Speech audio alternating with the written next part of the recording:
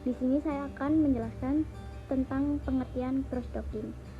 Cross-docking adalah konsep manajemen warehouse di mana produk dikirim ke warehouse dengan truk masuk, lalu segera dipilah, diatur berdasarkan permintaan customer, dikirim ke dok pengiriman, dan dimuat ke truk keluar untuk dikirim ke customer tanpa dilakukan penyimpanan produk di dalam warehouse. Ini menurut Yu dan Egbelu tahun 2008. Baik, di sini saya akan menjelaskan tipe-tipe cross-docking. Tipe-tipe cross-docking diantaranya sebagai berikut: pre-packed docking, kemasan, contohnya peti, pellet, dan lain-lain. Dipilih oleh supplier lain untuk dimut ke dalam kendaraan pengiriman ke toko tanpa melalui proses handling terlebih dahulu. Intermediasi handling cross-docking. Yang B, kemasan misalnya peti, palet, dan lain-lain. Diterima lalu dibuka dalam kemudian diberi label kembali ke dalam kemasan baru. Jenis-jenis metode yang dipakai tergantung atau dipengaruhi dalam hal-hal sebagai berikut: 1. Jenis produk. 2. Volume produk yang dikirim oleh supplier. 3. Model distribusi yang dipakai oleh retailer. 4. Biaya yang dikeluarkan dalam paksaan jenis distribusi yang dipilih. 5. Titik kritis pengiriman. Proses cross-docking atau pre-packed cross-docking. Pre-packed cross-docking biasanya pengiriman akan disiapkan oleh supplier berdasarkan pada kebutuhan toko per toko. Semua pengiriman dibuat untuk lokasi yang telah diidentifikasi di dalam distribution center, di mana kemasan dipilih serta dikirim per truk. Toko tidak lagi melaksanakan persiapan produk di dalam gudang distributor, namun dilaksanakan oleh supplier pada saat persiapan sebelum barang yang bersangkutan telah dikirim. Proses ini akan memungkinkan supplier untuk mengirim barang ke satu titik distribution center tanpa harus menambah waktu pengiriman ke toko. Proses ini biasanya dipakai untuk fresh product atau barang yang mudah busuk, seperti misalnya unggas potong, dengan harapan akan meningkatkan tingkat kesegaran produk tersebut. Tetapi proses ini juga bisa dipakai untuk slow moving product untuk pengiriman ke toko-toko dengan ukuran menengah seperti supermarket ataupun outlet kecil. Self-service cross-docking jenis ini biasanya sesuai untuk produk yang memiliki volume kecil dengan beberapa nomor artikel seperti produk kebersihan, produk kosmetik, barang dan bermacam-macam aparel dan sebagainya. Cross-docking memiliki kelebihan dan kekurangan. Kelebihan yang pertama, mempercepat aliran produk dari supplier ke toko. Yang kedua, menghilangkan buruh dari proses. Yang ketiga, mengurangi inventory barang menjadi dalam proses.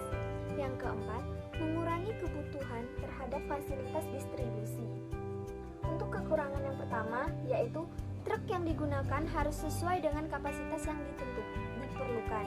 Yang kedua, penambahan handle muatan dapat meningkatkan potensi kerusakan barang. Yang ketiga, biaya tenaga kerja kuli atau tenaga angkut meningkat. Cara agar pemanfaatan cross-docking dapat berjalan dengan baik. Yang pertama, barang diterima sesuai dengan barang yang akan dikirim. Nah, jika seluruh barang yang diterima gudang merupakan barang yang akan dikirim dengan maksud barang yang diorder adalah barang yang lagi diterima. Yang kedua, tersedia lokasi yang memadai.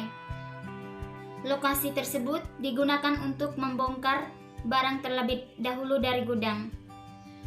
3. Kuantitas jenis barang yang terbatas. Cross-docking akan semakin efektif jika jenis barang tidak terlalu banyak. 4. Jadwal kedatangan truk sama dengan jadwal keberangkatan. Hal ini yang terkadang sulit diatur, terutama di pusat kota yang mana kemacetannya tidak terkendalikan. Yang kelima, jenis truk yang sesuai. Penggunaan truk yang sesuai merupakan syarat utama dalam cross-docking. Yang keenam, digitalisasi sistem informasi.